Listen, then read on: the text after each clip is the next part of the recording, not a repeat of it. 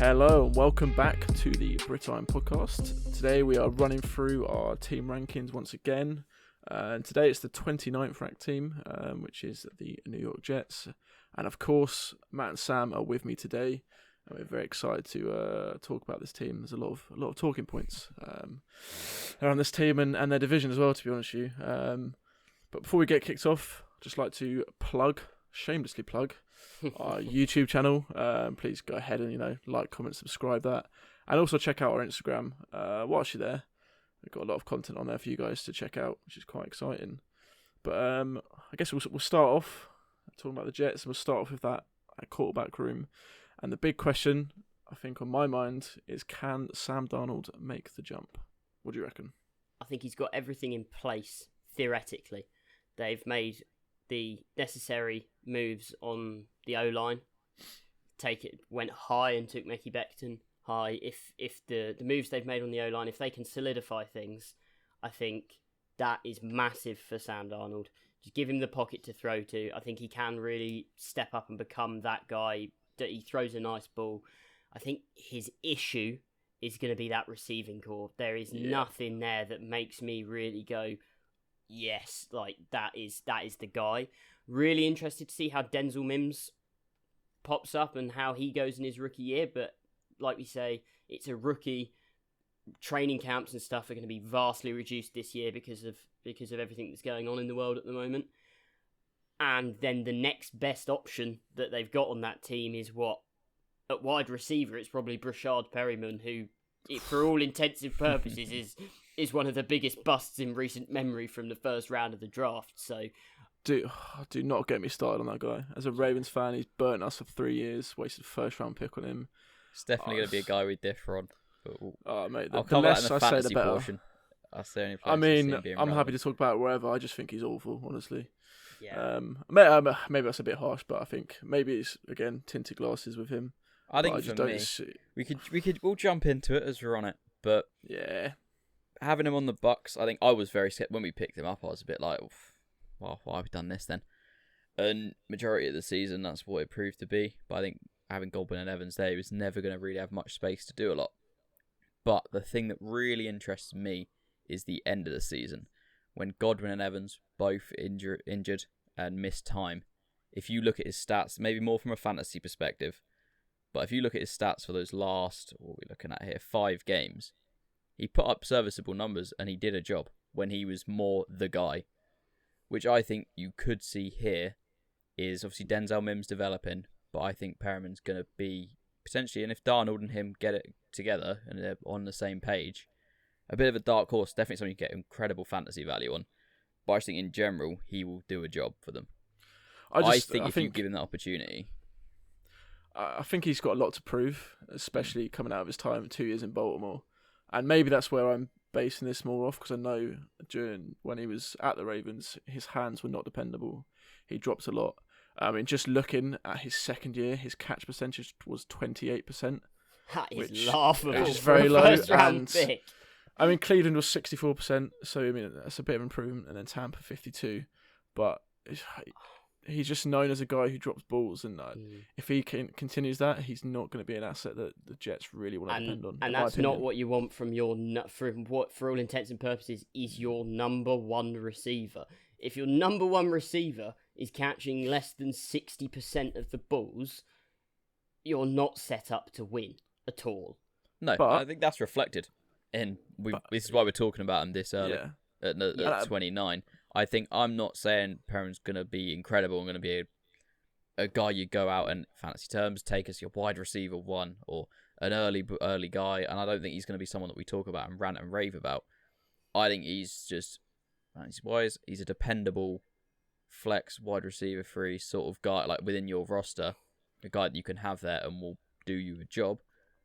But I think, in terms of a general him on the season, when you look at his stats, it won't be incredible. I think he's someone there's just value there for me. I think he's got a lot to prove, but like you say, if he did have if he can continue that form at the Bucks at the end of the season, like you mentioned, into this season, then maybe my opinion will change him. But he has got to prove that to a lot of people and to himself, to be honest as well. He's got a lot to show for. Yeah, well, definitely. talking about weapons for Sam Darnold as well, I'd like to kind of segue this onto the running backs room. Lev Bell sat there getting paid a hell of a lot of money, had for what to many was a really disappointing season last year. Under 800 rushing yards. I think he only had 3 rushing touchdowns, which is not what you're paying that kind of money for. You want much bigger production from a running back who's on that kind of contract. There's a lot of controversy. Some people say that Gase doesn't really want him there. Obviously, he was brought in and paid big money against Gase's wishes. Like, Gase, he came in before Gase was there. Gase doesn't necessarily like him in that offense. They've just brought in Frank Gore. So what kind of a season are we thinking he has? I think for me, I do have a bit of a stake in this in our Dynasty League. But I think objectively, looking at this and what they've got in that running back room, I think for me, last year he looked like a guy who'd sat a year out.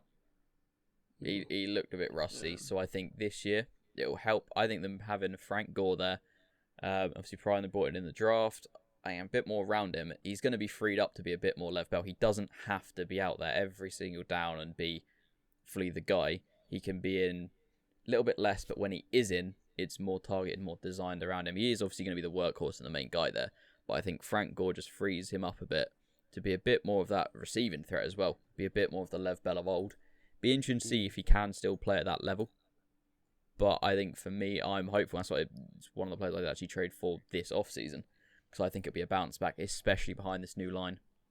They've put talent into this offensive line when I think we could see a bit of a resurgence from Lev Bell. Nothing ridiculous, but I think he'll be a top 12 running back, I'd imagine. I'd like to hope. I think he's going to struggle. I really think he's going to struggle just because of the lack of receiving core they have. Like, losing Robbie Anderson, I think, is going to be massive for them because teams are now very easily going to be able to say, when Brashad Perryman is your wide out one, teams could very easily ride single high safety, stack the box, and suddenly you're playing a numbers game and it's not favouring the Jets. So Lev Bell could be facing a hell of a lot of stacked boxes and it could be an uphill battle, even with the improved offensive line. It's intriguing as well to see Kenneth Dixon in that running back room as well. As a Ravens fan, he didn't do too bad for Baltimore, so although he's not going to be the 1 or 2 or even 3 guy, I'll be intrigued to see how he could push on and maybe get a few snaps there, and I'm intrigued to see how he develops purely from a Baltimore point of view. What about Jamal Adams? This is a name that is causing a lot of controversy at the moment. Do you guys reckon he'll sign a long-term contract? I think it's gone. I think it's past that point now. Yeah. I think if you look at the teams he's reportedly interested going to, it's all their contenders. He wants to contend. He wants to play in the games that matter. He doesn't want to sit and wait a season and wait a season and wait a season with the Jets for them and for Sam Darnold and them to really get it together and be relevant. I think that's probably the biggest thing for him. It's just he wants to play. He wants to play when it matters. He wants to be there in January. This just really strikes me as really poor management from the Jets front office. He is arguably the best player on that Jets team. I mean, you've got a guy who in 3 seasons has made 2 Pro Bowls. He made an instant impact as a rookie.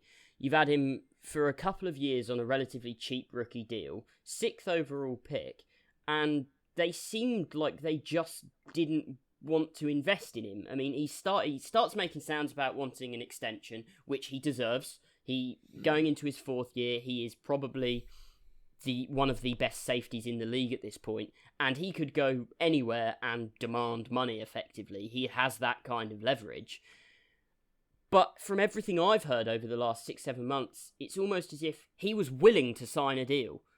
It's just the Jets were sceptical to put one in front of him. I don't know if that's because they were wary of, they didn't want to take a big cap hit on a safety because safeties aren't a premier position in the league at the moment and they're going to have to pay Darnold if they like him in a year or 2. And they're paying big money at some other positions. But I can't see from a front office perspective why you wouldn't just lock him up and you get that out of the way. I think, as Matt said, at this point, it's gone too far down that rabbit hole of is he, isn't he? He is going to go. And it would not surprise me if he refuses to play if they don't trade him. Okay, just a very quick follow-up question, sort of in a quick-fire sort of way.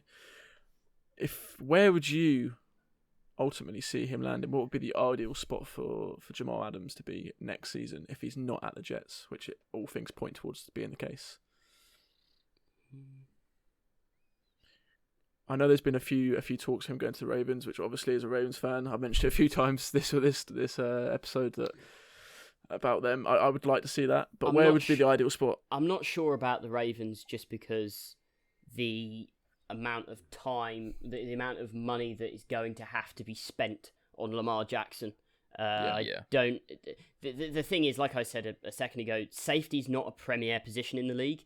He is one of the best safeties, and he is a guy that you want. But when you're coming down to the cap conversation, I'd rather be spending money on a premier quarterback, D lineman, O lineman, than spending big money on a safety. And the Ravens especially are very good at drafting, so I don't think that's a massive issue for them. So which team would you ideally one that really interests me would potentially be someone like the Cowboys, who are thereabouts. They need just something to tip them. I think who knows what's happening with Dak. That's something we'll probably get onto when we talk about them. But I think if they pay him and someone to anchor that defense around, I think that could be something that would really tip the Cowboys to that next tier of potentially being a very good team for the next couple of years. See, the issue I have with the Cowboys, again, is the cap thing.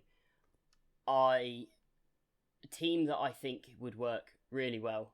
I've just brought up a list because he came out and it was leaked to Adam Schefter that there were 7 teams. I'd put money on that being the source was probably directly Jamal Adams. He's got out. Just texted him. He said, "Look, I want to get traded. Make this happen." And they're doing things in the media. There's a couple of teams that are popping up to me. There's 3 actually. What is the 7? Just rattle off the names. So the 7 popping up here, we've got the Dallas Cowboys, who to me are going to have cap issues. If I'm Dallas, he wants to play in Dallas. He's a big Dallas fan. I believe he's from Dallas.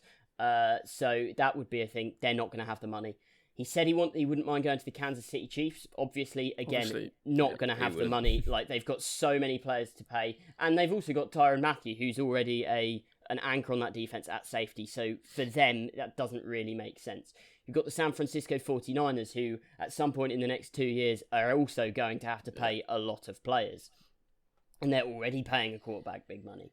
You've then got another 3 teams here, which I'm going to come to in a second. You've got the Tampa Bay Buccaneers, who Cap's going to be the issue there. Cap's going to be the issue, and they picked up a safety in the draft, who I think in the second round, who I think is going to be a more than capable starter. So I wouldn't worry. No. So the 3 teams that are popping out to me here.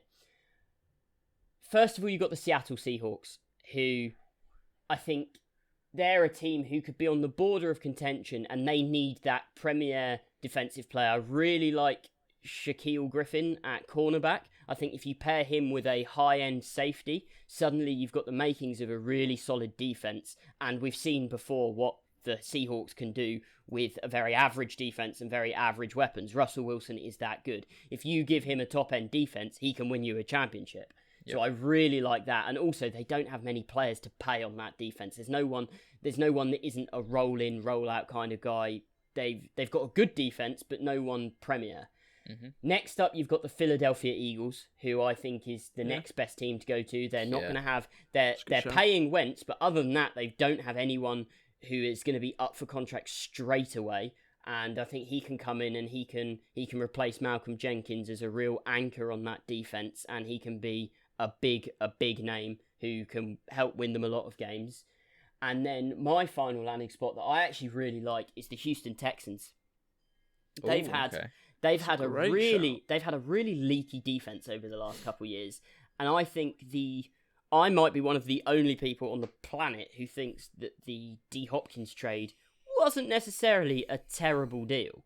They brought in Brandon Cooks to replace him. They've got Will Fuller there, who I really like if he can stay healthy. I think that's going to be a very good offense. If you can bring someone in to anchor that defense and stop those big deep plays, and you play kind of that New England Patriots kind of bend but don't break style of football, where you might give up a load of field goals, but you're not giving up that 80-yard deep pass. I think Jamal Adams can bring leadership. He's a big voice in the locker room. He's a big hitter. I think he'd be a perfect fit there. Yeah, I think that is a great Yeah. shout. It was one I didn't really think about, to be fair. So I'm glad you raised that team. I think for me, the but Eagles out of the ones you just named there, that's what I think I'd put Yeah. over the Texans. Like the Eagles, that could be very interesting if he ended up there. I think they're both very good options. I think but we'll have to wait and see. One thing we can intrigued be to see sure how it's of is no matter what happens, the Jets will look back on this in 10 years and they will kick themselves for not signing him. I honestly think Jamal Adams is that good. He can be a first ballot Hall of Famer. Yeah, I'll be intrigued to see how this one develops, and I'm certainly going to keep my eyes open for it. But moving on to the fantasy side of things with the Jets, moving on to players who will be at the Jets this year. Is there any players in particular that will be drafted early on? Perhaps Lev Bell is a shout there. I think Lev Bell's not an early guy. He's not going to be one you take in first, second, third round. Yeah. I think if you can start to get Lev Bell in the 4th or 5th, that is 100% worth the pick there, because you are potentially getting a guy who could have gone second round, like in terms of what he could do. So I think if he's there and you're picking in the 4th round, I'd take him 100%. So I think he'll go a bit earlier still, but if he falls that low, I think he normally will. But there's going to be some people, like if you look at it, just within the three of us, very different opinions. Like the second you said his name, Sam pulls a face, shakes his head, doesn't like Sam wants anything to do with him. So if I'm drafting a league with Sam, I'm maybe thinking he's dropping. For me, pick one. For me, it's just the Jets' offense. I'm not sure in my league I want to invest high in any pieces of this offense because to me they're a question mark. I don't know what we're going to get. They could come out and be a very competent offense, but at the same time they could come up and lay an egg week after week. I think Sam Darnold will have a lot of value late in drafts, especially in deeper leagues. He's the kind of guy that can be picked up and streamed. He might go undrafted. You can pick him up. You can stream him week to week. I wouldn't want him as my week in, week out starter. Right. I think he's undrafted in a lot of leagues. Because he would be for me. Because he's a late rounder, an undrafted pick, and he plays in a weak division, you can pick him up and stream him. So I think there'll be value there. Otherwise, I think you're effectively taking shots on guys. Denzel Mims could come out and have a good year by rookie standards, but I'm not expecting anything big. Like, I don't expect anything from any of their wide receivers. I think the only player on that offense that I would expect to potentially have a good year is Herndon at tight end, who I think potentially he could come out could have value. But again, I'm not taking anyone probably in the top 8 rounds. I think you can get much better value elsewhere. Okay. Very interesting, because I think I'll for be me, taking Lev.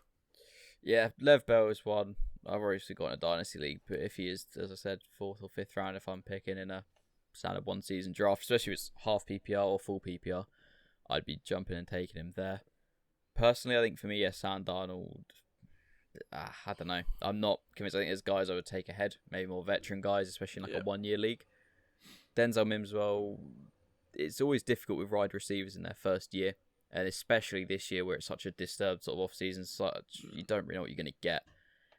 In a dynasty, keep him, stash him. One season, I don't feel like there's a need to draft him. I feel like you can wait and then pick him up if he starts to look good. You might have to, if you're in a league using a fab budget, use a fair chunk if he does start to perform. But that's what it's there for at the end of the day. Yeah, it's worth it. I think it's an interesting one to watch. And I mean, maybe Perriman's a bit more than my guy, but I think if you can get him late, as a flex, if you get him late, very well. If you get him late, you cut him week 1. That's all I'm saying. Yeah.